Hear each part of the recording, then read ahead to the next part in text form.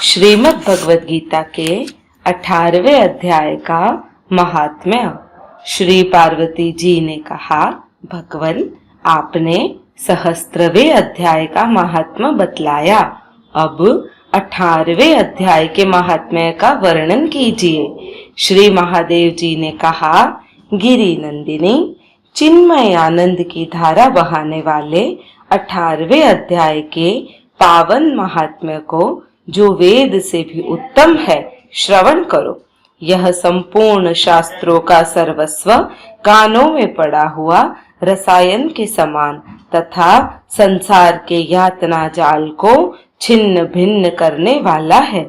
सिद्ध पुरुषों के लिए यह परम रहस्य की वस्तु है। इसमें अविद्या का नाश करने की पूर्ण क्षमता है। यह भगवान विष्णु की चेतना तथा सर्वश्रेष्ठ परम पद है।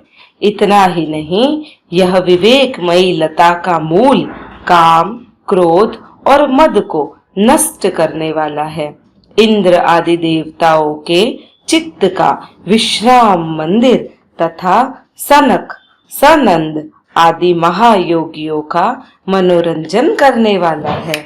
इसके पाठ मात्र से यमदूतों की गर्जना बंद हो जाती है।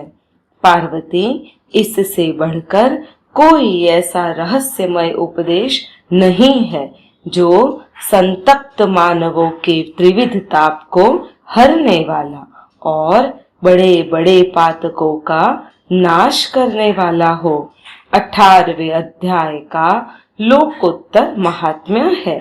इसके संबंध में जो पवित्र उपाख्यान है, उसे भक्ति पूर्वक सुनो। उसके श्रवण मात्र से जीव समस्त पापों से मुक्त हो जाता है। मेरुगिरी के शिखर पर अमरावती नाम वाली एक रमणीय पुरी है। उसे पूर्व काल में विश्वकर्मा ने बनवाया था। उस पुरी में देवताओं द्वारा सेवित इंद्र शची के साथ निवास करते हैं। एक दिन वे सुख पूर्वक बैठे हुए थे। इतने में ही उन्होंने देखा कि भगवान विष्णु के दूतों से सेवित एक अन्य पुरुष वहां आ रहा है। इंद्र उस नवागत पुरुष के तेज से तिरस्कृत होकर तुरंत ही अपने मणिमय सिंहासन से मंडप में गिर पड़े। तब इंद्र के सेवकों ने देवलोक के साम्राज्य का मुकुट इस नूतन इंद्र के मस्तक पर रख दिया। फिर तो दिव्य गीत गाती हुई देवांगनाओं के साथ सब देवता उनकी आरती उतारने लगे। ऋषियों ने वेद मंत्रों का उच्चारण करके उन्हें अनेक आशीर्वाद दिए। गंधर्वों का ललित स्वर में मंगलमय गान होने लगा। इस प्रकार इस नवीन इंद्र को 100 यज्ञों का अनुष्ठान किए बिना ही नाना प्रकार के उत्सवों से सेवित देखकर पुराने इंद्र को बड़ा विस्मय हुआ। वे सोचने लगे, इसने तो मार्ग में न कभी भोंसले बनवाए, न पोखरे खुदवाए और न पथिकों को विश्राम देने वाले बड़े बड़े वृक्ष ही लगाए। अकाल पड़ने पर अन्नदान के द्वारा इसने प्राणियों का सत्कार भी नहीं किया। इसके द्वारा तीर्थों में सत्र और गांवों में यज्ञ का अनुष्ठान भी नहीं हुआ है। फिर इसने यहाँ भाग्य की दी गई ये सारी वस्तुएं कैसे प्राप्त की? इस चिंता से व्याकुल होकर इंद्र भगवान विष्णु से पूछने के लिए प्रेम पूर्वक क्षीर सागर के तट पर गए और वहां अकस्मात अपने साम्राज्य से भ्रष्ट होने का दुख निवेदन करते हुए बोले, हे लक्ष्मीकांत, मैंने पूर्व काल में आपकी प्रसन्नता के लिए 100 यज्ञों का अनुष्ठान किया था। उसी के पुण्य से मुझे इंद्र पद की प्राप्ति हुई थी, किंतु इस समय स्वर्ग में कोई दूसरा ही इंद्र अधिकार जमाए बैठा है। उसने तो न कभी धर्म का अनुष्ठान किया और न यज्ञों का। फिर उसने मेरे दिव्य सिंहासन पर कैसे अधिकार जमाया है?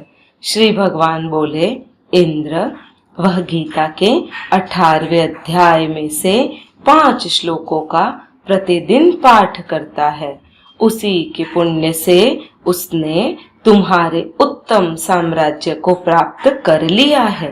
गीता के 18वें अध्याय का पाठ सब पुण्यों का शिरोमणि है। उसी का आश्रय लेकर तुम भी अपने पद पर स्थिर हो सकते हो। भगवान विष्णु के ये वचन सुनकर और उस उत्तम उपाय को जानकर इंद्र ब्राह्मण का वेश बनाए गोदावरी के तट पर गए। वहां उन्होंने कालिका ग्राम नामक उत्तम और पवित्र नगर देखा, जहां काल का भी मर्दन करने वाले भगवान कालेश्वर विराजमान है। वहीं गोदावरी तट पर एक परम धर्मात्मा ब्राह्मण बैठे थे, जो बड़े ही दयालु और वेदों के पारंगत विद्वान थे। वे अपने मन को वश में करके प्रतिदिन गीता के 18वें अध्याय का स्वाध्याय किया करते थे। उन्हें देखकर इंद्र ने बड़ी प्रसन्नता के साथ उनके दोनों चरणों में मस्तक झुकाया और उन्हीं से 18वें अध्याय को पढ़ा। फिर उसी के पुण्य से उन्होंने श्री विष्णु का सायुज्य प्राप्त कर लिया। इंद्र आदि देवताओं का पद बहुत ही छोटा है, यह जानकर वे परम हर्ष के साथ उत्तम वैकुंठ धाम को गए। अतः यह अध्याय मुनियों के लिए श्रेष्ठ परम तत्व है। पार्वती, 18वें अध्याय के इस दिव्य महात्म्य का वर्णन समाप्त हुआ। इसके श्रवण मात्र से मनुष्य सब पापों से छुटकारा पा जाता है। इस प्रकार संपूर्ण गीता का पाप नाशक महात्मा बतलाया गया। हे महाभागे, जो पुरुष श्रद्धा युक्त होकर इसका श्रवण करता है, वह समस्त यज्ञों का फल पाकर अंत में विष्णु का सायुज्य प्राप्त कर लेता है।